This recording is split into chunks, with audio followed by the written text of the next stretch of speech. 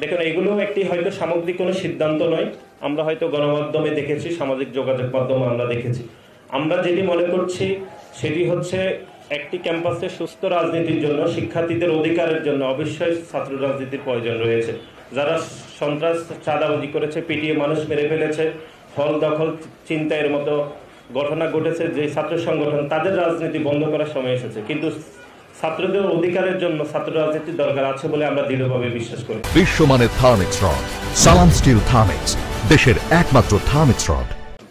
দেখুন, 5ই আগস্টের পরে একটি পরিবর্তিত পরিস্থিতি হয়েছে। আপনারা জানেন, 5ই আগস্ট ছাত্র জনতার গণ অভ্যুত্থানের মুখে এক খুনি হাসিনা সরকার দেশ থেকে পালিয়ে যেতে বাধ্য হয়েছে। যেহেতু এটি একটি ছাত্র জনতার গণ অভ্যুত্থান ছিল, আমরা যেটি মনে করছি সেটি হচ্ছে গত এক যুগের বেশি সময় ধরে বাংলাদেশ জাতীয়তাবাদী ছাত্র দলের প্রত্যেকটি নেতাকর্মী একটি গণতান্ত্রিক ক্যাম্পাস এবং একই সাথে সাম্য মানবিক বাংলাদেশ প্রতিষ্ঠার জন্য বাংলাদেশ জাতীয়তাবাদী ছাত্র দলের প্রত্যেকটি নেতাকর্মী বদ্ধপরিকর ছিল।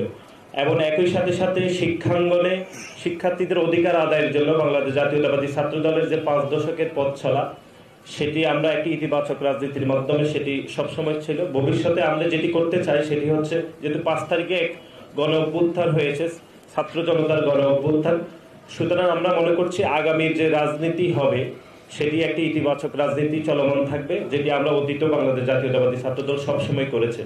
সুতরাং প্রত্যেকটি ছাত্র সংগঠনের সাথে আমাদের ইতিবাচক রাজনীতির যে একটি প্রতিযোগিতা, সেটি আমরা চলমান রাখতে চাই। আবার ইতিবাচক রাজনীতিতে বাংলাদেশ জাতীয়তাবাদী ছাত্রদল এবং শীর্ষে অবস্থান, অতীতে যেরকম শীর্ষ অবস্থানে রাজনীতি করেছে, ভবিষ্যতে আমরা সেটি চলমান রাখতে চাই।